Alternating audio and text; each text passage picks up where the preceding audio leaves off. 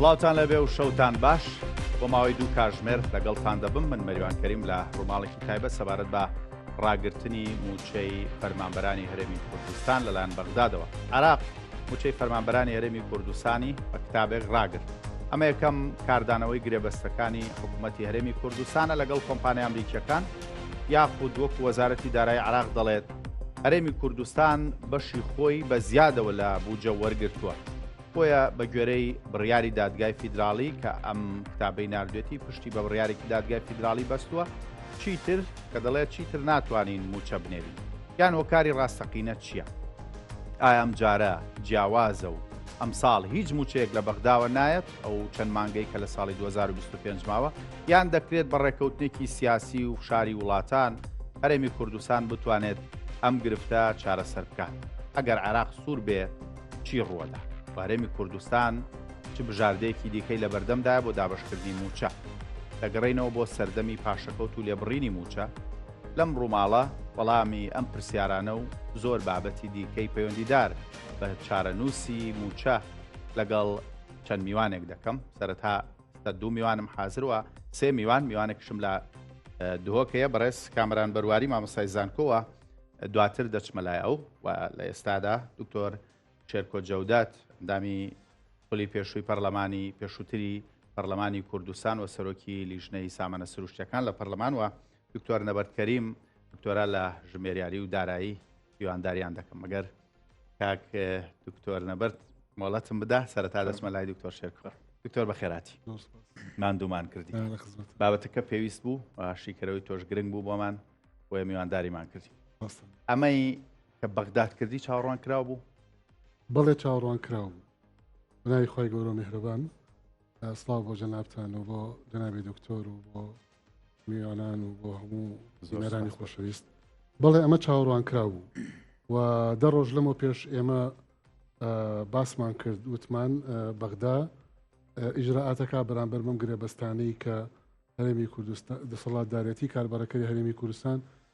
لەگەڵ ئەمریکا چەند دوو کۆمپانیای بەناو ئەمریکی کە خۆیان لە ئەسڵا کەنەدین نەک ئەمریکیش ئەنجامیاندا بۆ کێڵگەکانی کوردەمێر و ئەوانە ڕەتفعلی بوو و ئێستا دەمێکە تەواان بەغدا بۆ 2024 هەمان شتی هێنایەوە کە بەکارهێنانی مستەڵەحی ئینفاقی فعلی کە لە موازنەیە کە ئینفاقی فعلی بەمانەیە ئەوەی کە بە فعلی چەند سەرف کراوە لە عێراقا 12.67 ئەبێ بەر هەرێمی کوردستان بکە. ئەمە پشکی خۆمان، ئەوە پشکی خۆمانەوەتە ئەوەی کە بە فعلی خەرج کراوە. دەڵان ئەم چەمکی ئینفاقی فعلیە کارەساتە بۆ هەرێمی کوردستان بۆ لەبەرەوەی کە زۆر کەم ئەکا وەختی خۆشی کاکوشار زێباری کە وەزیری دارایی بووە لە عێراق ئەم چەمکەی خستۆتە ناو موازنەی عێراقی چەمکی ئینفاقی فعلی ئیتر بە نەزانی بۆ بە هەرچیەک بۆ مهم پەنگەکەی ناوەیانی ئێستا ئەوە تا بەدەستی هەیە. ئەمە بەغدا نەکار ئەم بۆمبی تریش هەیە لە موازنەی عێراقی بۆ 2023-24-25 کە ئەتوانێت بەکاری بێنێ، بەڵام لە مانگەکانی ڕابردووە و لە 2023-24 تەفاهمات وای کرد کە حکوومەتی فیدراڵی لەگەڵ دەسەڵاتدارەتی کاربارەکەی هەرێمی کوردستانە جۆرێک لە نەرمی بنوێنێ و سکاڵاکەی یەکگرتووی ئیسلامی کوردستان لە محکەمەی فیدراڵی بەوەی کە موچە خۆرانی هەرێمی کوردستان ئیلزام بکرێت کە حکوومەتی عێراقی و حکوومەتی هەرێمی کوردستان دابینی بکەن و هاوتاکردنی لەگەڵ هەموو فەرمانبەرانی عێراق و برای محکەمەی فیدراڵی بەوەی کە ئەبێ موچە دابین بکرێ. ئەمانە هەمووی وای کرد کە وەکو بڵێ بە تەفاهماتی سیاسی بگەڕێنەوە بۆ برای فیدراڵی و بدرێ. بۆیە لە 2024 بیرمانەمانی 12 چۆن فوتە بە هەمان شێوە. ئەڵێ چی؟ ئەڵێ تۆ داهاتی نەوتیت لەگەڵ داهاتی نانەوتیە تامان کردو بە هەمووی تقریبا 199 ملیار و شتەیەەکان نزیکەی 200 ملیار دینارەکە کە تا ئێستا داوێتی هەرێمی کوردستان لە کاتێکا لە بەرامبەر ئەوە عێراق ئەوەنە تریلیۆن دیناری داوە بە موچەخۆرانی هەرێمی کوردستان. باش ئەمە لێرە قوسم بیت لەم نووسراوەی کە هەیە حکوومەتی عراق یاخود وەزارەتی دارایی عراق داهاتی باسی داهاتی نەوتی کردووە بەڵام خۆ بووجە نانێرێ بۆچی یعنی ئەم داواکاری هەیە کە داهاتی نەوت ڕادەست بکە خۆی دوو جۆر مامەڵە هەیە مامەڵەیەکی قانونی و ڕۆتینی کە ئاوا ئەتوانێت بۆمبی بەسەر بتەقێنێتەوە مامەڵەیەکیش تەفاهماتی سیاسی بۆ دەبرکردنی دۆخەکە چونکە ناکرێت هەرێمی کوردستان بێ موچە بێ وەگەڕانەوە بۆ بڕانی محکەمەی فێدراڵی کە ئەبێ موچە دابین بکرێت ئەو دوو جۆرە مامەڵەیە هەیە کاتێک کە هەڕەشە ئەکرێت لەلایەن سەرکردەی ئەم میلەتەوە سەرکردەکانی ئەم میلەتەوەەوە بە مەغروریەوە سەرکەشانە بەرامبەر بەوەی کە بێمنەتین بەرامبەر بە حکوومەتی فێدراڵ و ئەمانە ئەمە ڕێک عکسی زمانە دیبلۆماسیە تەفاهماتێکەیە کە ڕوویدا بوو لەم چەند مانگەی ڕابردووە و موچەی پێ ئەهات لە بەرامبەرە حکوومەتی فێدراڵیش ئەڵێ دەی باشە مادام وایە فەرموو بە قانون و بە قانونی مازنی عراقی قانونی ئیداری مالی عێراقی ئەمانە بەکارهێنێڵێ تۆ ئینفاقی فعلیت قانون ئینفاقی فعلی لە ئینفاقی فعلەیە تۆ ئەوەنەوە بەرەکەوێ تەواو بوو لەوە زیاتر ناتوانین بۆ دابین بکەین لە ڕووی قانونیەوە قسەکەیان تەواوە بەڵام لە ڕووی واقعیەوە موچەخۆرانی هەرێمی کوردستانەکەوێتە بەر مەترسی زۆر باشە پێشەوەی بچمەلای دکتۆر نەبەر ڕوونکردنەوەی کە یاخود ئاگاداری نامەیەک یاخود ڕاگەنراوێک هەیە کە لەلایەن وتەبێژی حکوومەتی هەرێمی کوردستان پێشەوە هەورامانی بڵاوکراوەتەوە دەڵێت کێشەکانمان چارە دەبن هەر حەق سەر دەکەوێت ئەمە بەمانشێتە دەستی پێ کردووە مەسرور بارزانی سەرۆکوەزیرانی هەرێمی کوردستان نەخۆی و نە پێش خۆی و نە پێشتریش نە سەرشۆڕی قوبوڵ کردو و نە لە ئایندەش دەیکا ئیترکێ زەلیلی قوبوڵە با هەر لەو زومرەیە بێت و ناوی هەر لە ناو سەرشۆڕانی بازاردا بێت کوردستان و گەلەکەی داهاتوویەکی پرشنگدار چاوەڕوانێتی ئەوانەشی سەنگەری بەرگری و مافی گەلی خۆیان بەردەدەن نەفرەتی مێژوو چاوەڕێیان دەکات 6 ساڵە برسیکردن و قڕکردنی وەکو قێزەوەنترین ڕێگا بەکار دێت ئەنجامەکەشی یەکشت بووە گەلی کوردستان سەربەرزتر و بەهێزتر بووە ئەمە بابەدوو دێڕجابی پێشەوە هەورامانی بەبەوە بەڕاستی چونکە ئەوە دیسانەوە تاوانێکی گەورەی و کارەساتێکی گەورە بەسەر بلەتەیە دێت لە دەرەنجامی ئەو غرور و لە خۆبایی بوون و سەرکەشیە لە ڕاستیە ئەوە ڕێک معنای ئەوەیە ئەبێت تۆ ڕێم پێدەی دزی لە میلەتی خۆم بکەم ملەتی خۆم بچەوسێنمەوە موچەشی بۆ دابین نەکەم مافی بچەوسێنمەوە ئەگەر هەر کەسێکیش بەرامبەرم بۆستێ و معارەزەم بکە ئەوە خیانەتی نیشتیمانی کردووە ئەوە لە سەنگەری سەرشۆڕەکانە ئەوە لە سەنگەری زەلیلەکانە بۆ بەغدا ڕێک ئەوە ئەگرێتەوە یان ئەمبێ ڕێی پێبین دزی بکە مافی میلەت خوا سامان و سەروەت بەهەدەر بە مافیا ئاسا کۆمەڵگەیەک بە تەواوەتی بچەوسێنێت و ئینیاری پێ بکە نابێت کەس پێ بڵێ هەڵیت یان ئەبێ پشتگیری بکە یا ئاوا یان زەلیلی تو خیانەتی نیشتیمانی کردو لەگەڵ بەغدا لە کاتێکا شەڕی ئێمە شەڕی دەستورە ئێمە دەڵێن دەبێت دەستور جێبەجێ بکرێ و هەرێمی کوردستان دەسەڵاتی کاربەرەکەی هەرێمی کوردستان مخالفەی دەستوری کردو تاوانباری یاسایی و ئەو قانونیانە بە ڕێی دکتۆر نەبەردیش وەرگرم لەسەر بەیاننامەکەی یاخود ڕاگەنراوەکەی پێشەوە هەورامانی گوتەبێژی حکوومەتی هەرێمی کوردستان کە بەم جۆرە وەڵامی نووسراوێکی یا با بڵێم ئەمەی قانونی کە بە قانون قسەی کردووە وەزارەتی دارایی داوت دەرتە بنەوەی خۆی گەورە بەخشندا بە خێراتنی کاک دکتۆری شەکێنەوە جەنابیشتان و پێشمان خۆشی شەڵە دیوێکی تری باشتری ئەم بابەتە بگەین هاوڵاتیان و بەو نیەتە شاتوین وەڵام جاروا هەیە بابەتێکە بێتەوە کاریەوەی کە سەر تا بە میزاج دیسانەوە تێک بە یعنی هەندێک خەڵکێ بەڕاستی نەقسەکردنیان هەر دەرکەوتنیشیان هۆکارێکە بۆەوەی کە کێشەکان قوڵتر بکاتەوە من بۆ خۆشم وایە بینم ئەمسالی وەکو پێشەوە هەورامانی و دەیانی دیکە وەزیفەکەیان ئیشەکەیانەوەیە کامە بکەن لە نەتیجە ئەوەی کە باجە هەرە گەورەکەدا هاو نیشتیمانیان و کۆمەڵگەی کوردی بە شێوەیەکی گشتی و موچەخۆرانی بە شێوەیەکی تایبەتی ئەمە سەبارەت بە ئەو ڕوونکردنەوەی جەنابی وتەبێژی حکوومەتی ماوە بەسەرچوو کە چاوەڕوانکراو من کە من بڕوە هەم وایە کە ئەمە دەستپێکەکەیەتی ئێستا جێیشێکی تری بندیوار و مشەخۆر و موچەی بۆن لابەلا دیسان و دەسەکەن بەم هاش و هوشانە بەڵام ئەمانە چەند مانگێک پڕەکەن دوایەوە دیسانەوە بێ دەست بکەن بەو ڕووزانەوەی کە لە ماوەکانی ڕابردووە بینومان و ئەشیکەن حکوومەتی هەرێمی کوردستان دەسەکاتەوە بە قڕوزانەوە بۆی موچە و بوجە نەبوو جەهر نەماوە موچەی ئەم چەند مانگە دابش بکات یاخود وەربگرێ لە حکوومەتی عێراق لە کاتێکدا ئێستا بەم کتابەی وەزیرە تەیب سامی ڕاگیراوە قەسبە لەسەری حکوومەتی هەرێمی کوردستان دەستکا بە قڕوزانەوە لەبەر خاتریەوە یاخود داوای حەق و مافی خۆمان قەسبە لەسەری دەستکا بە قڕوزانەوە لەبەر خاتری یەخەڵ ئەویشەوەتانی هیچ کارتێکی لە دەستانیە کە بەرامبەر حکوومەتی عێراقی بگرێتە بەر آخر کێشەکە لێرە ئەوەیە خەڵکانێک نمایندەی سیاست و ئیدارەیە وڵاتە ئەکەن کە هەندێک کات باس لەوەکان ئەڵێن وڵای بێ بند ئاو لە حکوومەتی عێراقی بگرینە وەکلەوەی بۆ نمونەکە گرتنەوەی ئەو دەسەڵاتی نەکەریمی کوردستانە دەسەڵاتی عێراقی شابێ ئەمانە نمایندە ئەمانە بۆ نەپاڵنرن بۆەوەی کەم سیاسیانە ئەم قرارە سەقەت و هەڵا نەبا بۆیە بەدڵنیایەوە ئێمە لە ئەوەکانی ڕابردووە ئەگەر ئێستا خودی سەرۆکی ئەنجومەنی وەزیران کە چاوەڕوان کراوە کە ئەوە بکە پێشووتریش خۆ بەڕێز مەسعود بەرزانی کە باوکی سەرۆکی ئەنجومەنی وەزیرانە ڕۆژێک بەر لە ڕاگەیاندنی ڕیفراندۆم هەڕەشەی لە هەموو دنیا کرد دوای ساعاتێک لە نتیجەی ڕیفراندۆم دیسانەوە باسی لەوە کرد کە هەموو شتەکان ماوەتەوە کە داواکە و دەرگای حیواردا نەخرێت و کۆمەڵێک بابەتی تریش کەوا بوو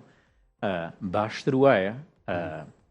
حکوومەتی هەرێمی کوردستان یان باشتر وایە پارتی دیموکراتی کوردستان لە ڕێگەی کۆمەڵێک خەڵکی مشەخۆری دەمگەرمی ئەوانەی کە موچەیەکی ئەم لاولایان بۆ بڕاوەتەوە خوتووکەی بۆ نمونە ڕق و تووڕێی حکوومەتی عێراقی زیاتر نەیە بۆ حکوومەتی پارتی دیموکراتی کوردستان لە کاتێکدا یەکێتی نیشتیمانی کوردستانیش بەشداری ئەو حکوومەتێ یەکێتی نیشتیمانی کوردستان پاشخۆیە کە خۆ لە کۆتایە پارتی ڕێرەک با یەکێتی بێ بۆ نمونە بەڵێ قوربانی بۆ بکە خۆ یەکێتی نیشتیمانی کوردستان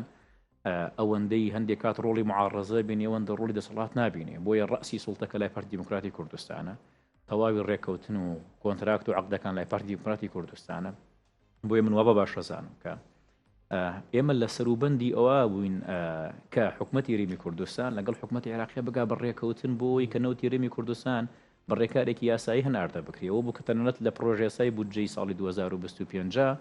ڕێگەچارێکی بۆ دۆزرابوویەوە کە جیاواز لە هەموو دەرهێنان و هەناردەکردی نەوتی حکوومەتی عێراقی کە لە $7 دەستپێکە حکوومەتی هەرێمی کوردستان خەریک جێگیرەکە بە $16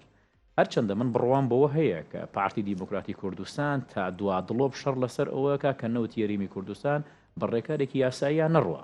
چونکە ببینێت لە سوود لەما بینێ لە 2023ەوە پارتی دیموکراتی کوردستان ڕۆژانە زیاتر لە 300,000 بەرمیل نەوتە بنێرێت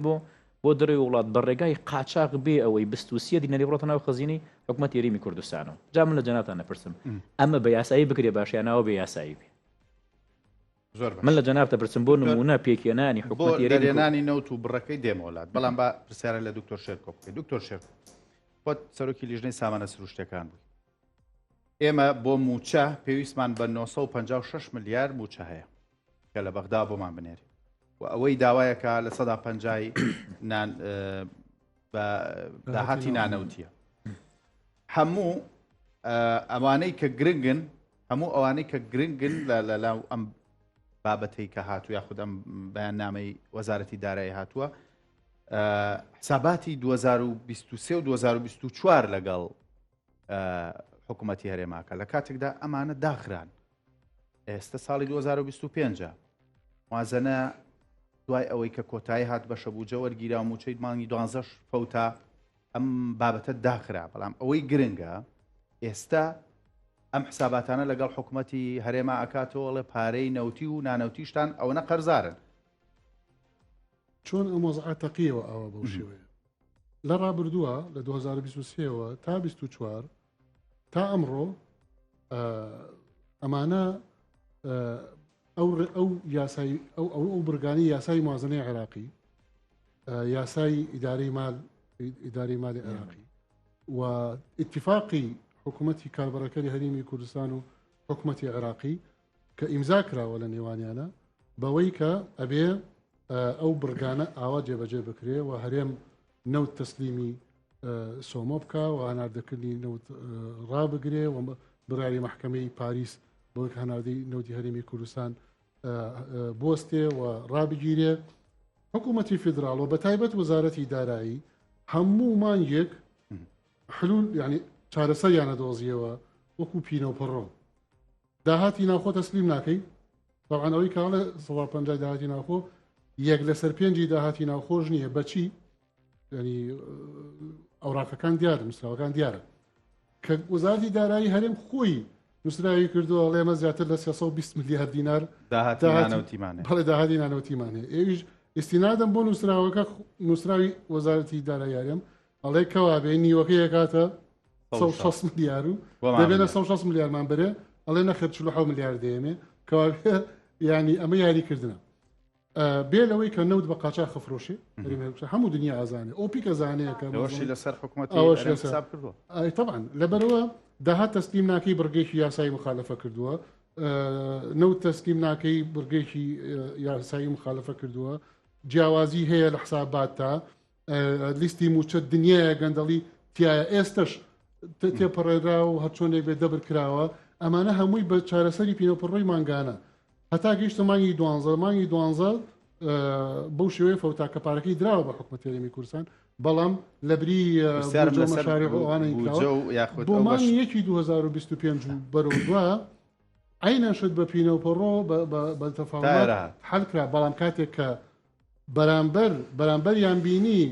مەغرورە سەرکەشیە تەحەداکە بێمنەتی دەرئەبڕێ ئیعلانی شەڕەکەوە بێ پرسی بەغاوە بێ مخالفەی دەستور ئەچێ گرێبەست لەگەڵ کۆمپانیای ئەمریکی و بیانیە ئەکات و بێمنەتانە ئامامەڵەکات و تەنانەت تهدید و تەجریمی دێنە سەرەوە بە وردیقسەی لێکردن زانەمانە هەڕەشەریانە قانونی بەسەرجەبە دکتۆر شێرکۆ لەگەڵ بەردەوامە بووم بەڵام با دکتۆر کامەرانیش لە دوهۆکەوە کە میوانمانە دکتۆر کامەران بەرواری مامۆستای زانکۆ با ئاویشەر بگرم دکتۆر سڵاو لە تۆش بەخێراتی بۆ زووم زۆر سپاس دەکەم ببوورە چاوەڕێت کرد بەڵام وەڵامی پرسیارەکانی ئەمانش گرنگ بوو ئەوەی گرنگە لە ئێستا باز دەکرێت ئەمەی بەغداد ئەیکا لە بەرامبەر موچە بڕین یاخود نەناردنی موچەی فەرمانبەرانی هەرێمی کوردستان یاساییە یاخود بیانوێکی سیاسیە لە هەرێمی کوردستان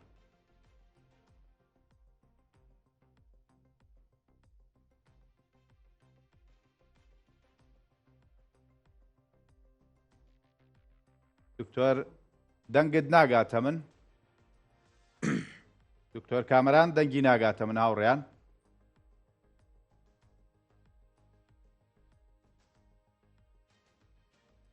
هاوڕێیان ئەگەر دکتۆر کامەران وەربگرت کەمێکی دیکە دەمەوە لای دکتۆر کامەران دەنگی ناگاتە من دکتۆر نەبەر وەکو دکتۆرا لە ژمێریاری و دارایی ورد تەماشای ئەم بابەتت کرد و پێش بەرنامەش هەندێک مناقەشەیمان لەسەر کرد ئەوەی کە دەوگوترێت 90 تریلیۆن دینار داهاتی نانەوتیە بەڵام 598 ملیاری ناردووە حکوومەتی هەرێم ئەمە هی ساڵەکانی 2023 تاوەکو مانگی نیسانی ئەم ساڵ ئەمەی کە بەغداد دەیڵێ وەک چاودێرێک لە دارایی و ئابووری ئەم هەرێمە ڕاستە ئێمە ئەوە موچە یاخود ئەوە پارەمان پیا کردووە کە 19.9 تریلیۆن دینارەکە طبعا کاک مەریوانێم با بگەڕێنەوە بۆ پێش بەرواری 2023 نەوتی هەرێمی باش حکوومەتی هەرێمی کوردستان مانگانە خۆی ئاماژەی بەوە ئەکرد 350 ملیۆن دۆلار نەوتی دۆلار بۆ نمونە خاتە سەر وەزارەتی دارایی بۆ ئەوی کە موچەخۆرانی هەرێمی کوردستانی پێدابین بکات ئەو باقیشی نزیکەی 400 میلیارد ناری ئەمریکی وەردەهاتی نانەوتی دەستێک ئەوە بوو هەتا پێش ڕاگردنی نەوتی هەرێمی کوردستان حکوومەتی هەرێمی کوردستان مانگانە زیاتر لە 400 میلیارد دیناری ئەمریکی ڕادستی وەزارەتی دارایی کرد و تەکمیلەکەشی لە ڕێگەی داهاتی نانەوتیەوە وەرەگرت و موچەخۆرانی پێدابی نەکرد کەوا بوو بە هەموو پێوەرەکان ئەو ئەرقام و ئەو داتایانەی کە حکوومەتی هەرێمی کوردستان ڕادستی حکوومەتی عێراقی کردووە استنادن پشت بەست بە داتا و ئەرقامەکانی خۆی داتایلگەلێکی نادروستن بۆ نمونە لە سەرەتای مانگی یەکەوە هەتا وەکو ئێستا کە مانگی ئێمە لە کۆتای مانگی پێنجین داهاتی نانەوتی 4 مانگی حکوومەتی هەرێمی کوردستان ڕادست کراوە بۆ وەزارەتی دارایی حکوومەتی عێراقی خراوەتە سەر فەرعی بانکی مرکزی لە هەولێر 199 میلیار و کەسر بووە بەم پێودانگە بێت حکوومەتی هەرێمی کوردستان مانگیەک 50 میلیار مانگیەک 49 میلیار مانگیەک 48 میلیار عموما نزیکەی 200 میلیار داهاتی نانەوتی هەبووە بۆ 4 مانگ لە کاتێکە حکومەتی یاریمی کوردستان پێشتر خۆی ئاماژەی بەوە کرد داهاتی نانەوتی زیاترە لە 300 ملیار دیناری عێراقی بە تایبەت خودی شرکۆڵێ 360 ملیارە من بافێت بتگەڕنەوە بۆ بەرنامەیەکی یاریدەری سەرۆکی ئەنجومنی وەزیرانی پێشوو کە دواتر بۆ نەبریکاری وەزارەتی دارایی کە چەند مانگێک لەوێ بوو خۆی ئاماژەی بەوە ئەکرد لە بەرنامەیەکە کە داهاتی نانەوتی لە هەرێمی کوردستانە 350 ملیار دینار کەسرە کەوا بوو ئێمە داهاتی نانەوتیمان لە هەرێمی کوردستانە ئەو ئەرقامانە زۆر تەجاوزەکە کە حکومەتی یاریمی کوردستان ئاماژەیەکە بۆ حکومەتی عێراقی قسەیەک لێرە کە زۆر گرنگە لە ئێستا بگاتە وڵاتی من بڕوان بۆ هەیە ئێمە ئیشکالەتەکەمان لێرە ئەوەیە هێشتانە ڕوبەڕووی پرۆژیاسای بودجەی 2025 لە عێراق نەبووینەتەوە یعنی ئەمەی کە هەیە ئەم هەڵایەشی کە دروست کراوە احتیمالی هەیە کاک مەریوان ئاڕاستەیەکە بێکە تاوەکو ئێستا لەم قراری کە ئەمڕۆ وەزارەتی دارایی دەری کردووە پشتی بەستووە بە قراری محکەمەی فدراڵی چونکە ئەمەی کە ئێستا وەزارەتی دارایی ئاماژەی پێەکە لە بەشی کۆتایە باستەوەکە بە پێی بڕیار و بند و قراری محکەمەی فدراڵی بۆ تەمویلکردنی موچەی موچەخۆرانی یاریمی کوردستانیان وەستاندووە کەوابوو گرنگە ئێستا ئێمە گەل لەم بەرنامەشۆ بیگیرین بە بینەران ئێمە هێشتانە پرۆژەسەی بودجەی 2025 لە عێراق پەسەند نەکراوە ئەوەی کە هەیە کە ئەڵێ بۆنە پشتی یاریمی کوردستان ڕاگیراوە تەنها پشتی یاریمی کوردستان لە تەواوکاری بودجەی 2024 کۆتایی پێ هاتووە لە مانگی وەرمانگرتووی 2024 بودجەی 2024 ئێمە هێشتانە نەچوونەتە ناو 2020 بودجەی 2025 گەری هەیە لە مانگی شەشەوە طبعا لە مانگی لێرە بەباس بۆی کە من بەڕاستی کە پێشتریش ویستم وەکو ڕوونکردنەوەیەک باسی کەم هەل لە پلاتفۆرمەکانی خۆمان و ڕەنگە هەندێک کات نەزانیان نەشارەزایی ئاڕاستەی خەڵکیش بەرەو ئاڕاستێکی زۆر خراپە بە ئێمە حکومەتی عێراقی بە پێی ڕقامەکان حکومەتی عێراقی بۆ بودجەی 2024 156 تریلیۆن دینار موازنەکەی بووە لەم 156 تریلیۆن دینارە بە موازنەی بۆ ئینفاقی فعالیەکانەوە و خەرجە سیادیەکانیشەوە حکومەتی یاریمی کوردستان 12.67 بەرکەوتووە لە مانگی نزیکەی دەی پارساڵەوە تاوەکو ئێستا حکومەتی یاریمی کوردستان پشتی لە بودجەی 2024 کۆتایی پێ هاتووە حکومەتی عێراقی لە ئێستادا گریمانەکان بۆ ئەوەیە بودجەی 2025 215 تریلیۆن دیناری عێراقی بێ لەم 215 تریلیۆن دینارە حکومەتی یاریمی کوردستان 12.67 هەیە جا ئەم 12.67 ئێمە کێشەیەکمان هەیە لەگەڵ حکومەتی عێراق و بەتایبەتی لەلایەن دەستوریەکەوە بەداخەوە پەرلەمانتارەکانی حکومەتی یاریمی کوردستان و هەرێمی کوردستان تاوەکو ئێستا موفق نەبوونە کە هاوشێوەی 15 پارێزگاکەی تر موچەی موچەخۆران بەدەر بکەن لە نفاقی فعلیەکە واتە لە خەرجیە گشتیەکە ئەو خەرجیە گشتیە چونکە ئێستا حکومەتی عێراق لەو پڕی عێراقەوە لە گوندێکەوە مەکتەبێک دروست بکات زەرری بۆ هەرێمی کوردستانی لە ڕووی موازنەوە بۆ چونکە ئینفاقی فعلیەکەی خۆی بینێتو لە چیە لە لایەنی ئەمنی هەر دەمانچەیە گەر فیشەکێک بکڕێت لەسەر حکومەتی یاریمی کوردستانیش حسابێکە چونکە لە کۆتاییە حکومەتی یاریمی کوردستان پشکەکەی 12.67 لە خەرجی کولیەکە لە حکومەتی عێراقی وەرەگرێ بۆیە پەرلەمانتارەکانی عێراقی موفق بوون لەوەی کە پشکی موچە لە عێراقا بەدەر بکرێت لە موازنەی نفاقی فعلیەکە بەڵام هەوانەی هەرێمی کوردستان لە 2024 ئێمە زۆر ئیلحامان کرد لەوەی کە پەرلەمانتارەکان لە عێراق بتوان کارێ بکەن کە موچەی موچەخۆران بەدەر بکرێت لە ئەو نفاقی فعلیەکە و خەرجی گشتیەکە لە 2024 نەیانتوانی ئەوەی کە ئێستا هەیە قرارێکەیە کە مانگی 6 ئەگەر ئەمەش بۆ نمونە پێشاتە سیاسیەکان یان بۆ حکومەتی عێراقی کە من خۆم وایە بینم کە بەرەی دژی سوودانی کارێک نەکا کە حکومەتی عێراقی هاوشێوەی 2014 و ئابزانم بە 20 بووکە بێتە خاوەنی پرۆژەسای بودجە بۆیە ئەگەریشی ئەم ساڵی نەبێتە خاوەن پرۆژەسای بودجە چونکە ئەم پرۆژە یاسای بودجەیە پرۆژەیە کە پرۆژێکی خەدەمیە بۆ حکومەتی عێراقی بە تایبەتی بۆ کابینەکەی سۆدانی و کابینە سۆدانیش بۆ نێماگامەلێتی کە تەحالفێکی وای پێکێناوە کە ئامانجیەتی خۆشی نێشاردوێتەوە بۆیە گرنگە ئێمە ئەوە بگەێنین کە هەرێمی کوردستان یێشتانە نەکەرێمی کوردستان عێراقیش ڕوبەڕووی پرۆژەسای 2025 نەبووەتەوە ئەوەی کە هەیە تاوەکو ئێستا حکومەتی هەرێمی کوردستان پشکی خۆی لە مەشروعی موازنی 23 و 24 وەرگرتووە کە تا ئێستا بودجەی 2025 نییە بە قانونێکی ئیداری مالی تەکمیلە کراوە تاوەکو ئێستا بەڵام ئەگەری هەیە کە لە دوای پشۆکانی جێژندیسان و مەشروعی موازنە بە سەریعی بڕاتە پەرلەمانەوە زۆر باش دەست بۆ لای کامەران بەرواری ئەو ئێستا ئامادەیەوە دەنگی بەباشی ئەگات کا کامەران دووبارە بە خێراتی سپاس دەکەم کامەران بەرواری زانکۆل لە دووەکە ئەمەی حکوومەتی هەرێمی کوردستان یاخود حکوومەتی عێراق بەرامبەر هەرێمی کوردستان کردی کاک دکتۆر ئەمە بیانوێکی سیاسی بوو یاخود پشتی بەستووە بە یاسایەک کە پێویستە ئەمە بکات لەگەڵ هەرێمە وڵی مەسەلە باوەڕا من مەسەلە سیاسی نینە دەسەرە دەرئەنجامێ ئێوان خەلەتی و تێماتیانە یدوان 35 ساڵادا ساڵا نوتەیەکی وەرە باشووری کوردستانی هاتیینەکردنێ و پشتی ئنگەژی تایبەتیژی پشتی 2023 چوونە سەدامی حتانوکە حکومەتە باشووری کوردستانی وەکو پێویست سەربنەمایەکی دەستوری یاسایی سەر هەندێک پرەنسیپێت یەت خواجه یەت خۆرستیت کوردستانی کار نکرد. یعنی بۆ نمونە نەشیانە وان 35 ساڵادا دەستورێکی لە هەرێما کوردستانی بخنە دەنگدانی و ملت دەنگی خۆل سەر بدەت و ئەڤروکە گۆرەوی دەستوری معاملێت گەل بەغدا بکەن نەشیانە حکومەتێکی چێکەن حکومەتە گەل بیت حکومەتە خەلکی بیت حکومەتە ملت دیفاعی جێ بکات دکتۆر هیچی ئەوانەمان نەکرد لە ماوەی 33 ساڵی حکومڕانی ئەوانەی ئێڵیت ڕاستە هیچیمان نەکرد ئێستا موچە و قوتی خەڵکی هەرێمی کوردستان لە بەغداد ڕاگیراوە کە چاوەڕوان دەکرا پێش جەژن موچە بدرێت چارەسەر چییە و خەڵک چاوەڕێ بکا بە دیسانەوە بەڕێکەوتنی سیاسی ئەم دۆخە چارەسەر بکریا خو چاوەڕێی بڕیارێکی مرکزی دادگای فیدرالی بکا کە بڵێ وەکو ساڵی 2024 کە سولفەی بۆ کردین بڵێ تا موچەکانیان وەرەگرن زانی چارەسەری ئەوە تۆ حکومەتێکی دانی نینەریا وی ملەتی بکات چارەسەری ئەوە تو پەرلەمانێکی بێخیە کار و ئەو پەرلەمان نینەریا وی ملەتی بکات چارەسەری ئەوە توبان دەستور و یاسایە بگۆڕی دیف ڕێنمایان نەچی چارەسەری ئەوە تۆ حکومەتێکە پۆلیسی یا حزبی نەبیت و حکومەتێک بیت تەمسیلە خەلکی کوردستانی بکات چارەسەری ئەوە تو هەموو پەرلەمانتانێت پارت و لایەنی سیاسیە دی هەموو حزبێ دیت بەشدار هەلبژارتنادا بەشداری حکومەتێ بکەی چارەسەری ئەوە تو دامپێنانی بخەلەتیت خۆی 35 ساڵە بکەی بەرامبەر وی ملەتی بەرامبەر وی وڵاتی ئەو مەسەلا ڕێککەفتنی سیاسی گەل بەغدا ئەو چارەسەرینە پێویستە گەل بەغدا مەسەلە هەمی دەستوری بن و یاسایی بن و گۆرەی قانونێت نافنەتەوەی قانونە عێراقی و قانونێت هەرێمە کوردستانێک ئەبێت بکەل سەردەچەند تۆ ڕێبە بچی بەس تۆ هەر جارێ سەبەبێکی بێژم مەجالێکی بدەیە حکومەتە بەغدا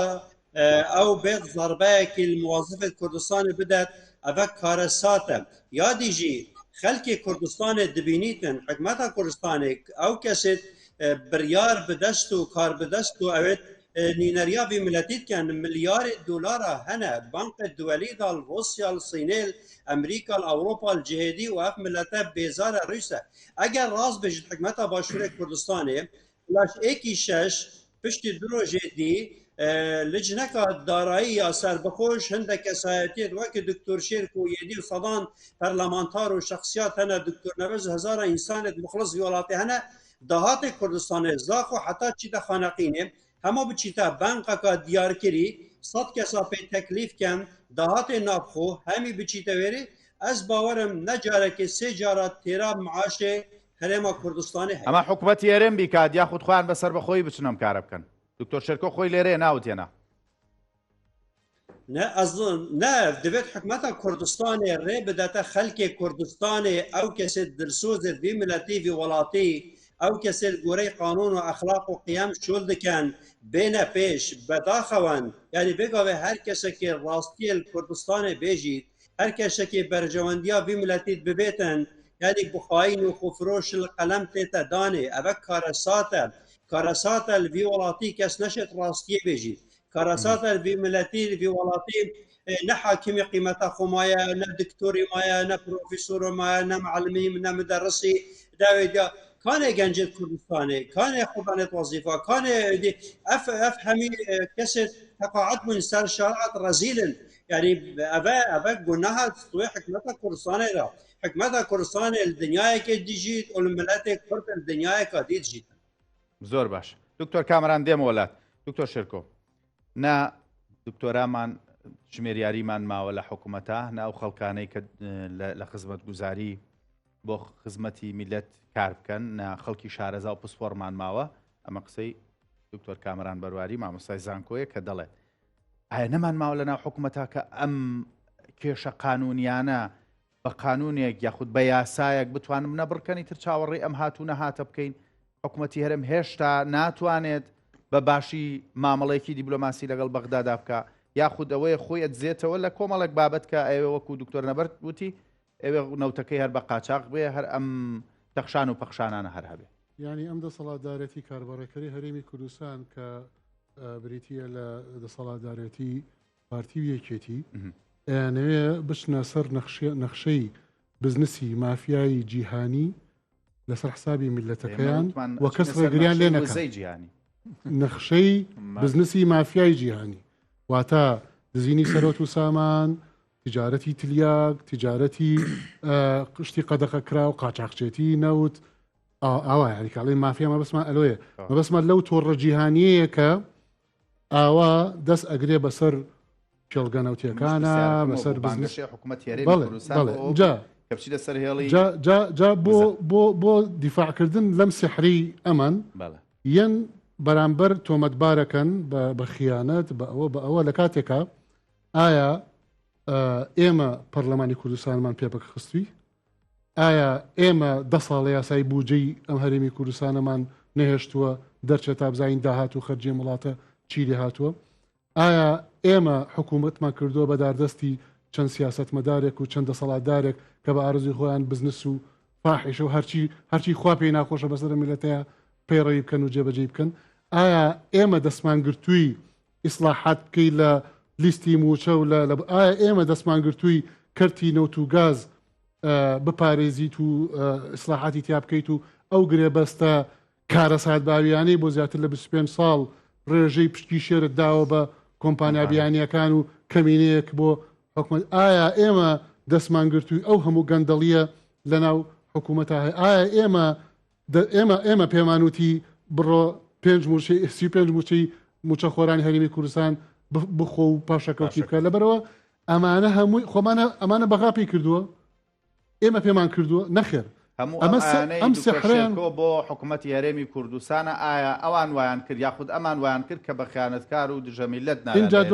دواتریش کە بە ناچاری دوای براری محکەمەی پاریس کە برادرا نەوتی هەرێمی کوردستان نابێ هەناردە بکرێ لەڕ تورکیا و ملیارێک و 500 میلیۆن دلار غەرامەی تورکیا کرا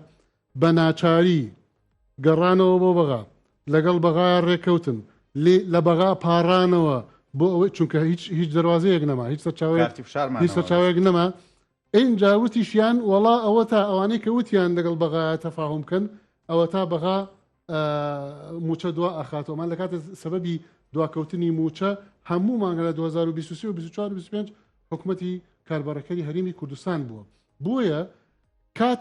کاتێتی ئیتر تەواو هەموو کەسێک هەموو شارەزایەک هەموو پسپۆڕێک هەموو کەسێکی بەویژدان لەم میلەتەیە بەڕاستی بەڕۆڕی ئەمانە ببێتەوە حتا ئەو یاسایی موازنەی کە باسمان کرد کە باس لە ئینفاقی فعلی کراوتمان پەنگەکە ئەوەتەوە بە ئینفاقی فعلی ماوە لەگەڵ هەرێمی کوردستان ناکرێ پەرلەمانتارانی پارتیەکێتی دنیان ناوەتێ لە پەرلەمانی عێراق بۆیە زۆر گرنگە بزانی چی ئەنێری بۆ مەجلیسی نوابی عێراقی تا نوێنەرایەتی بکات بەڵێ بێگومان چونکە ئەمە مۆزوعێکی اختصاسیشە ئەمە کاکە باسی موازنەی وڵاتیەکە باسی زیاتر لە 200 تریلیۆن دینارە یعنی خەیاڵیە ئەرکێکی زۆر قورسە تۆ بچی کەسانێک بێنی وەکو ڕۆبۆت لە مەکتەب سیاسیەوە بە تەلەفۆن پێ بڵێ دەست بەسکەرەوە دەستدا بنێ دواتر ئاوا دەنگە بە یاساکەش پەنگەکە ژەنێتەوە دواتری ژێت ئەڵێ وڵا گیرمان خواردەوە بەدەستەوە نازانین چی لێ بکەین ملەتی شەبێ بە قوربانی دکتۆرڵم چی مەکتەب سیاسی گیشان ڕاستەیەەکە بریا ئەویش ئەلیفوای نازانێت نە لە اقتصاد نە لە دارایی نە لە مالیە نە لە محاسبە نە لە هەڵبژاردننی ترمان لە پێش هیوادارین خەڵک و شاربێکیا لە بژێرێت دکتۆر نەبەرد ئەگەر ئەمەی کە حکوومەتی بەغداد دەیڵێت یاخود وەزارەتی دارایی بۆی بچێتە سەر سیستەمی پاشەکەوت و یاخود دێبڕین دەست پێکاتەوە بە پێ و ئەرقامانەی کەوتت کە لە خەرجی گشتیا ئەگەر ئەو نەمان هەبێت واللهی لە کابینەی نووە بە تایبەتی لەسەر دەستی مەسرور بەرزانی بابەتی پاشەکەوت و ئەوانە لێبڕین ئەوانش نەبوو ناوی ناوە خۆگونجاندن نازانم چەندی دارێکە باسێکا خۆگونجاندن و بەستیوەتانێ موچەنەیە عنی خۆم بگونجێنە من نازانم بۆ نمونە ئایا مناڵەکانی جەنابی سەرۆکی حکوومەت ئەتوانن خۆیان لەگەڵم بارودۆخە بگونجێرن کە موچە خۆرێک بۆ نەخۆی لەگەڵ یاگونجێنێ ئایا بۆ نمونە منداڵی ئەو ژان و ئازاری نەبوونی دابینکردنی کرێی کارەبا و کرێی ئاو کرێی خان و کرێی مەکتەبی چەشتووە تاوەکووە زۆر بە ئاسانی لە خۆتان لەگەڵم بارا ئەسپەکەی چۆن بە 500,000 دلار دابین کرد بە معاشی پاشەکەوت کرد. بەڕاستی من وا ئەزانم ئەوان هەر لە چەناڵێکی سناپچاتی خۆیانە ڕەنگە پارەی بۆ نەدامەزراوەیان وەزارەتێک مانگانە خەرجەکەیانە بێ و بۆی کە بە زۆر بۆ نۆخیان بخنە ناو بابەتەکان بڕۆ ناو خەڵک چاوەڕێکرێ دەست پێ بکاتەوە ئەم لێ بڕین و ئەم پاشەکەوتە ئەگەر لە داهاتی ناوخۆ حکوومەتی عراق نەیناروتی ئەوە من هەر ئەوەنە ئەتوانم موچەی خەڵکی هەرێمی کوردستان بم لە 25 سی 2020 نەوت ڕاگیراوە هیچ داهاتێکم نییە نەوتی بەتەن کردراو یاخود بە قاچاقبرا وەکو ئاژانسی ڕۆیتەر زێڵێ وەکو کاکدکتۆر وشتیت ئەمانە هیچ نایەتە ناو موازنەی حکوومەتی هەرێمی کوردستان و هەر باسیش ناکرێت بەڵام عراق لە سەرمانی حساب کردو. طبعا کاک مەریوان ئەمەی کە ئێستا هەیە بەر لە هەموو شتێکە بێت هەموو هاوڵەتیان بای ئەوە وەشیاریان هەبێت کە ئەمە کاردانەوە بوو حکوومەتی عراقی و بە تایبەتی وەزارەتی دارایی گرتیە بەر پشت بەس بە محکەمەی فدراڵی کاردانەوە کەش بڕوام وای ئەوەندەی زەختی دەرەوەی عێراق ئەوەندەی ناوخۆی عێراق نییە بۆیە بەداخەوە کاتێکە دەسەڵاتدارانی هەرێمی کوردستان یان حکوومەتی هەرێمی کوردستان فویان تێچێت بە گرێبەستێک کە بەگژی بۆ نمونە حکوومەتی عێراقی و دەوروبەری حکوومەتی عێراقی ئاچن ئەبێ بۆ نە چاوەڕێمەیان کردبێ هەر لە ئەو پێشاتانی کە سەرۆکی پارتی دیموکراتی کوردستان و دواتر بۆ نمونە سەرۆکی حکوومەتی هەرێمی کوردستان کە لە خێزانەکان خەریکی هەڕەشەکردن بوون ئەبووە بوون چاوەڕێم دەرەنجامە بکرابایە بەڵام بابەتەکە لێرە ئەوەیە هەرێکێک لە ئێمە ئێستا سەرباری خراپترین دۆخی تارایی ڕەنگە بای ئەوە شتێکمان لە ماڵی خۆمانە پاشەکەوت کردبێ کە گەر بڵین دۆخێکی زۆر خراپاتەوە بتوانین چۆن بڕنگاری ببینەوە یەشەکە لێرە ئەوەیە کارتی بەهێزی حکوومەتی هەرێمی کوردستان تەنها ئەوەیە من موچەت پێ نایە ئەمە پێم وابێ یعنی کەسێک بهێنە لەو پڕی دنیا وەتوانێ شێوازە حکومڕانەی دارەبە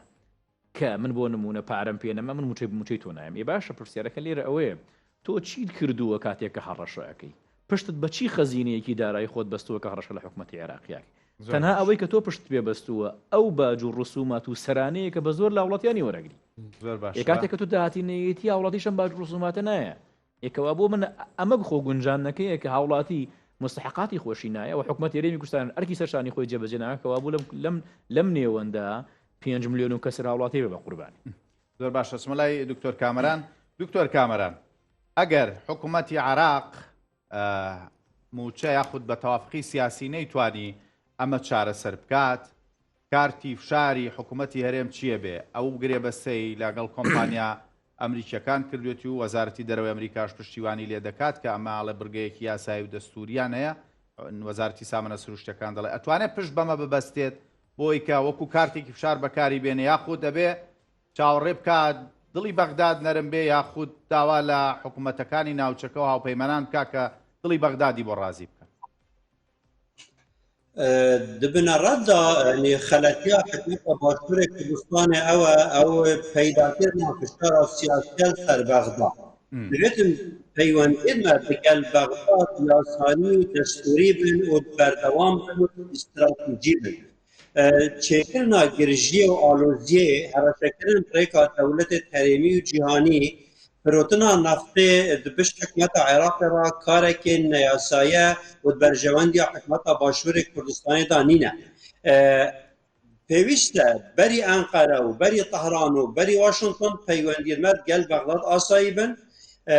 Hikûmeta Kurdistanê bi diristî dest karê xwe berdest belkû hikûmeta Başûrê Kurdistanê feşel siyasetê û îdarekirinê da îna ye. Taybetî ev heft peyve hilbijartin hatî nekirinê û perleman hatiye pekxistin û hikûmet pêk neînaye. Çona gel Bexda derencamê fişarê siyasî û virêkirina mûşeyî bû çend heyveka çareserî nîne. Çareserî ew e hikûmeta Başûrê Kurdistanê pêdaçûneka eqlane ya mantiqî ya lojîkî bi siyaset û îstratejiyeta xwe ya rêvebirinê da bike. Aliyekî ve girantirîn bar êxistiya ser milêt hemû hawelatiyekê Kurdistanê baş 600-700 sedê zêde kirine her tişt zêde kiriye tu neşê 10 mîtra jî rêve biçî hemî kamîre poyên bû poyêntin wesê nefsî hawelatiya têk daye rewşa aborî têk daye rewşa siyasî têk daye rewşa derûnî têk daye derencamê vê hikûmeta Başûrê Kurdistanê nuken nûneriya xelkê Başûrê Kurdistanê naket. Heger sibahî rapirsekê bikin حکوومەت هەرێم لێرە نایکەن یاخود لە بەغداد یاخود هەر نوێنەرایەتی ناکەن بۆ خۆیان نە کوردستانت کە نەل بەغداد کە دژبەر و حکومەتێک دەما ئیش و کارێت خوا بتنێ بڕێبە دەبێت ملت تەماشە بکەتێک و ئەف حکومەتە بەرپرسێت حکومەتێ بەرپرسێت حزبا پرۆژەیەت ملیارە دلارە ڕۆژانە چێتکەن و پرۆژەیەت وان ناڕاوەستن و نکارن معاشێ هاوڵاتیەکی پیرەمێرێکی پەککەوتێکی بدەنێ بێگومان ملت لە پشتا حکومەتێ نابیت ئەگەر ئەڤروکێ حکومەتە عێراقێ معاشی ڕاستەخۆ بدەتە هاوڵاتیت کوردستانê بێگومان هەمی دێ قبول کەن حکومەتە عێراقێ بەگەریتە ببێرێ خەلک دێ قبول کە جەدوان خاڵادا زۆر گرنگە ئەم عەقلانە سەربێ ڕاستین ئایا بۆچی خەلکێک کوردستانê خەلکێکی شۆڕژگێر و تێکوشەر و 100 ساڵە خەبات و تێکوشینە دکات بۆچی هەندێک بێژن خۆزیا سەدامی بۆچی هەندێک دشنە گەل بەغدا بۆچی خەلکی پێخۆشنینە ئەف شێوازە حکومداریە بەردەوام بیت بکورتی ئەم شتێکی دی بێژین ئەم دبێژین ئەو خەبات و شۆڕش و تێکوشینە هاتیەکردنێ ئەو پێهنگاوە نۆتەیەکی نۆتە دوێ بەرەی کوردستانی هاوێتی ئەو شەهیدێت مەداین بۆ بێ چەندێنینە و مەجموعەکە کۆمەڵەکە مرۆڤە لە کوردستانê li serxwîna xwe û xebat û keda xelkê Kurdistanê bijî. زۆر باشە زۆر باشە زۆر سپاس بۆ دکتۆر کامەران لەگەڵم بمێنەرەوە دێم وڵات دکتۆر شێرکۆ ئەمەی بەغداد کردی یاسایی بوو یاخود فشاری سیاسیە ئەمەی بەغدا کردی ئێستا پێ دەڵێم چی ئەکا چیتریش ئەکا چیتر ماوە بەڵێ ئەمە هەنگاوی یەکەمە هەنگاوی یەکەم ئێستا پێ دەڵێم چیتر ئەکا ئەمەی کە حکوومەتی کاربەرەکەی هەرێمی کوردستانە لێ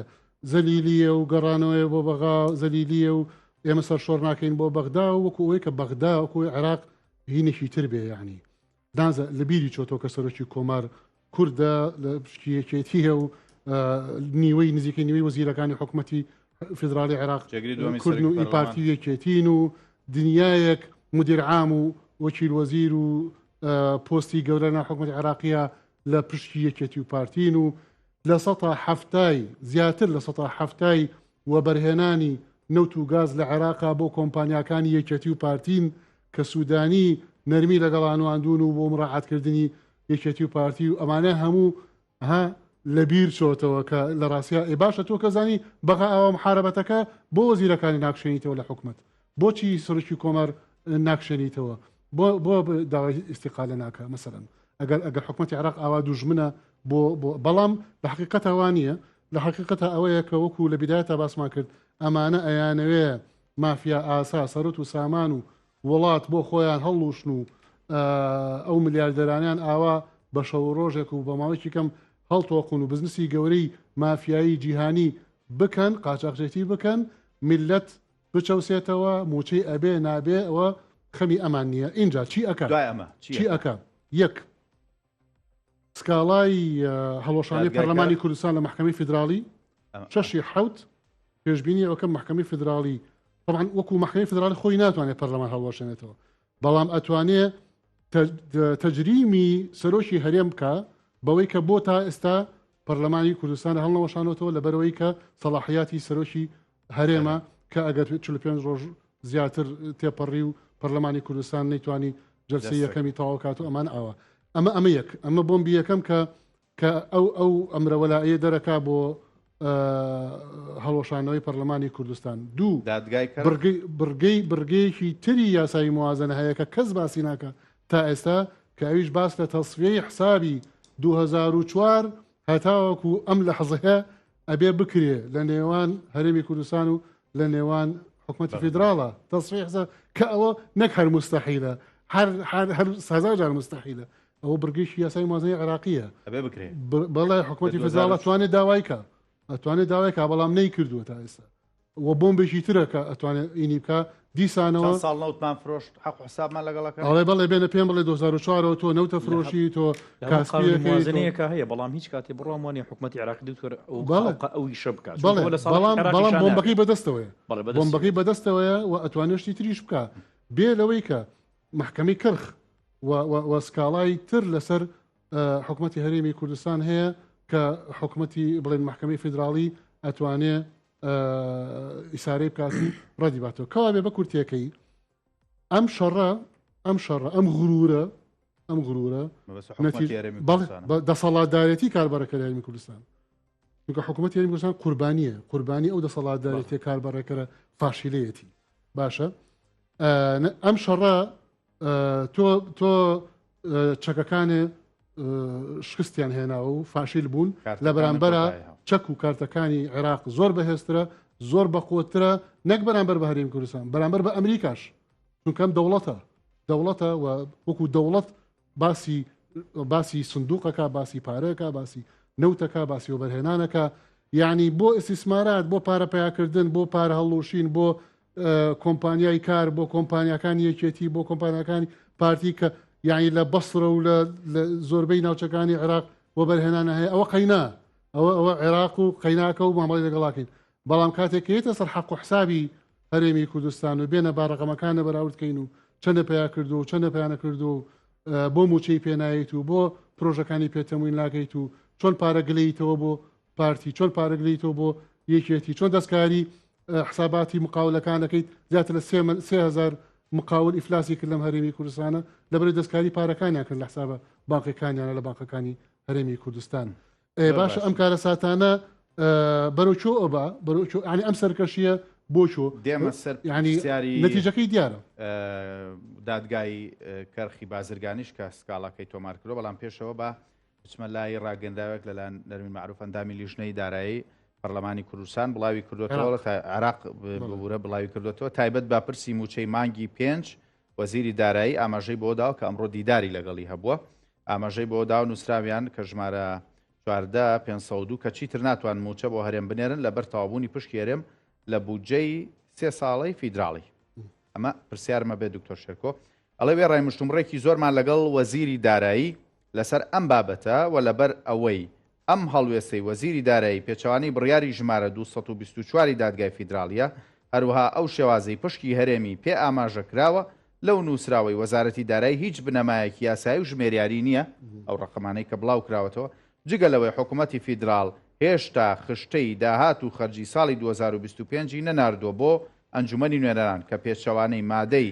77 دووەم لە یاسای بودجەی 3 ساڵەیە و بۆ چارەسەرکردنیەم کێشەیە هەموو ڕێکارێکی دەستوری و پەرلەمانی ئەگیرێتە بەر. دکتۆر نەرمین معروف، ئەمە سەبارەت ئەندەشتی تری لە پێشەوە نووسیەوە پێویست نییە کرد، بەڵام ئەمەی وتووە ئەم ڕقەمانەی کە حکوومەتی عێراق بڵاوی کردوێتەوە کاک دکتۆر نەبەرد، ئەمە کە بڵاو کراوەتەوە هیچ یاسایی و دەستوری نین، ئەمە ئەندامێکی لیژنەی دارایی لە پەرلەمانی عێراق دەڵێ کە دکتۆرە نەرمین معروفە. ئەمە یاساییە کە بڵاوی کردوێتەوە خۆتان بینیتان و ئەوەی کە ئاماژەی پێدراوە بە داهاتی نەوتی و نانەوتی ئەمانە ئەو ڕقەمانە ڕاستن کە حکوومەتی عێراق بڵاوی کاتەوە؟ سەبارەت بە یاسایی بوون یان یاسایی نەبوون بەدڵنیاییەوە یاساییە، چونکە وەزارەتی دارایی احتیمالی کردو سەر قەراری محکەمەی فیدراڵی و قەرارەکە بە واضحی تایەتی کە قەراری بڕگە یاساکەی ژمارە 4 2025 محکەمەی فیدراڵیەکەوە بۆ قسەی دکتۆرە نەرمین تا پێم وانێ بۆ نمونە دروست بێ، بەڵام لە خاڵێکیانە دروستە کە ئەویش تەیدە بۆ قسەکەی من کە پێشەمە باسمان کرد ئێمە هێشتا پڕۆژە یاسای بودجەی 2025مان نییە. مە لەسەر بودجە 3 ساڵیەکە ئەمە تا ئێستا مەریوان حکوومەتی عێراقی لە مێژووی 104 ساڵی ڕابردوویە تەنها یەک جار بووە کە پڕۆژە یاسای 3 ساڵی هەبێ 23 و 24 و 25 ئەمە تەنها بوو ئەو بوو کە کات بگەڕێنرێتەوە و کاتێکی باشتر بدرێ بە حکوومەتی عێراقی لە ڕوانگەی دابینکردنی پڕۆژەسای حکوومەتی عێراقی 23 و 24 تەواو کرد، بەڵام تاوەکو ئێستا جەدوەلەکانی پڕۆژە یاسای بودجەی 2025 نەهاتە ناو حکوومەت پەرلەمانی عێراقەوە، جارێک هاتە ناو پەرلەمانی عێراقەوە کۆمەڵێک فەسادی مالی فەزیحی تیا بوو پەرلەمانتارەکان ئاشکرایان کرد و گەڕانێنەوە بۆ سودانی و سودانی دیسانەوە لەگەڵ حکوومەتی هەرێمی کوردستان و بەتایبەتی پارتی کوردستانە ڕێککەوتن لەسەرەوەی نرخی بەرمیلیەک نەوت بۆ هەرێمی کوردستان بکەن بە 16 دلار کەوا بوو. قسەیەکی ئومێد بەخشانە لێرە ئەوەیە کە ئەوی شەوەتانێ خودی پەرلەمانتارەکانی هەرێمی کوردستان بەتایبەتی دوایەوەی پشتۆکانی جەژن بتوانن لۆبیەکی وەندە بەهێز دروست بکەن کە لە پڕۆژە یاسای بودجەی 2025 زەمانەت کراوێک بۆ پشتی هەرێمی کوردستان بکەن بەدەر لە ئینفاقی فعلیەکە. یعنی حکوومەتی عێراقی لە دوای مانگی شەشەوە چەند تریلیۆن دلار دینارێکی خەرج کرد بۆ سێکتەرەکانی تعلیمی و پەروەردەی و تەندروستی و ئەمنی کاریگەری بۆ پشکی بودجێ هەرێمی کوردستان بە تایبەتی یاسای موازنە هەمواری بکەنەوە بۆی ئەو بڕگیری دەربکەن هاوشەی 15 پارێزگاکە چونکە بەڕاستی دکتۆر ئێمە چەند ساڵە بەدەستەوە ناڵین یعنی پار ساڵیش موفق نەبوون گرنگم ساڵ موفق بن بۆ ئێمە بەستم لێرە ئەوەیە بەشێکی زۆری ڕاگەیانکارەکان لە ئێوارەوە تاوەکو ئێستا بەشێکی تا و پەرلەمانتار بوو بەشێکی تا بکاکە سەرۆکی حزب بە ئێستا هاوڵاتیانی بەو غەڵەتە بردووە کاکە تا ئێستا مەشروعی موازین 2025 لە عێراقا بوونی کە ئەو پرۆژە یاسایی بودجەیە کە ئەمە گرنگە ئەو پرۆژەی بودجەی 2025 هاتە ناو پەرلەمانەوە ئێمە ئومێدیەکەیە بۆی کە هەر لە ئێستاوە کاک دکتۆر ئێستا ئێسکێشەکە لێرەوەی هەنێ کەسێکە دهۆڵی ئەوە کوتیڵێت موچەی ئەمەشتمانگە فوتە کاکە موچەی ئەمەشتمانگە نییە پشتی هەرێمی کوردستان لە بودجەی 2024 کۆتایی پێ هاتووە ئەتوانێت دەرەچەی ئەتوانێت وەکو سلفە و ئەتوانێت وەکو قەرزی شاوسێ ساڵەکانی ساک بەسێەوە بەخو قەرز ئەتوانێت بەسەڵاحیاتی ئەنجومەنی وەزیران و تا ئێستا دقت بین لە چەند مانگی ڕابردووە هەمیشە تەیب سامی وتوتی ئیمزای ناکەم لەبەرەوەی من تحملی مەسئولیت ناکەم نردوتی ئەنجومەنی وەزیران ئیمزای کردووە و موچە هاتەوە با کامەران بەرواری دکتۆر کامەران ئەوەی کە گەبیست بوو لە پێشترا یا ڕاگەدار بوو لەلایەن دکتۆرە نەرمین معروف سەبارەت بە ئەو بابەتەی یاخود ئەو کتابەی کە وەزارەتی دارایی بڵاوی کردوەوە دەڵێ و ڕقەمانەی کە بڵاو کراونەتەوە نایاسایی و پوچەڵن و هیچ بنەمایەکی یاساییان نییە حکوومەتی هەرێم ڕێکاری یاسایی ئەبێ بگرێتە بەر و ئێمە ژۆکو پەرلەمانتاران بە دوواداچوون بۆ ئەم بابەتاکەین ئەو ژمارانە نایاسایی و ناقانونین یاخود ئەوەیە ژمارەی یاساییە و حکوومەتی عێراق ڕاست دەکات بباوەڕە من حکوومەتە عێراق مەجبوور نینە تشتێکی نایاسایی بکات و تایبەتیژی دادگەها فیدرالی قەناعەتە بەر بڕیارێکە نایاسایی و خوا بەرپرسیار کرد بەرامبەر حکوومەتە باشووری کوردستانی ئەنجی بەرامبەر حکوومەتە عێراقی بخوا ئەبە یەک دو نابیتن ئەو نینەرێت کوردال بەغدا هەندێک تشتێت دڵخۆشکەر ji بۆ بازاری ڕەحەتکردنا خەلکی بێخنەت موسیقێدا پێویستە ئەو کەسێ بەغدا نینەریا کورداتکەن شنوکەوێ بە شێوازێکی منطقی عەقلانە هەڵسوکەوت و ڕەفتار گەل حکوومەتە عێراقی بکەن شێوازێکی دەستوری بکەن مەجاڵێ خەلەتیت قانونی نەدەنێ و خەلەتیان نەکەن بەرامبەر حکوومەتە عێراقی پێویستە ڕێککەفتن ئیتفاق بن سەر بنەمای دەستوری بباوەرە من هەر ڕۆژایەکێ فرۆتنا نەفتا کوردستانی تشتێکی خەلەت بوو ئابوورا سەربخوا تشتێکی خەلەت بوو ژبەرک و نفتا کوردستانی پرانی هاتە دەربە و هەمی چوو هاتە فرۆتنێ نەملەتی کورد و نەملەتی عێراقی هیچ ئیستفادە ژێبە نەکرد بەرهەندێژی ئەو تشتێ هەواڵ نەرمین بێژیتن ئەس باوەڕ ناکەم بجێ بێت هێویدارم ئەو بکارن وەکو پەرلەمانتارێت کورد و پەرلەمانتارێت عێراقی ئەوێت نێزیکیش کووردا بکارن وان بڕیارە بگۆڕن بەرژەوەندیە خەلکی کوردستانێدا چونکو شنوکەوێ بە خەلکی باشووری کوردستانی تحملا وێ ڕەوشە ئابووریان یا گەلەکە خراپ ناکەت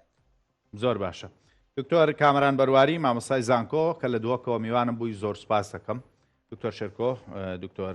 دەبەرکەریم دکتۆر شێرکۆ جەودەت زۆر سپاسانەکەم پرسیار زۆرە میوانم هەیە کاتژمێرەکە پێکەوەین 55 خولەکە پێکەوەین سپاس ناوبڕێکی کورد وەرەگرم لەگەڵ